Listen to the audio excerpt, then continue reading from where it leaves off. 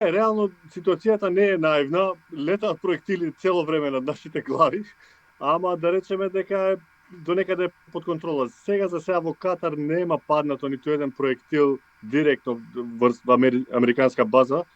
Вако системот за воздушна одбрана најверојатно функционира и повеќето проектили се пресретнати од оно што можеме да видиме. Се слушаат пукотници.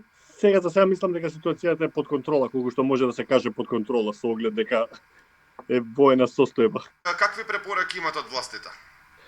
Препораките генерално се за ненапуштање на домовите.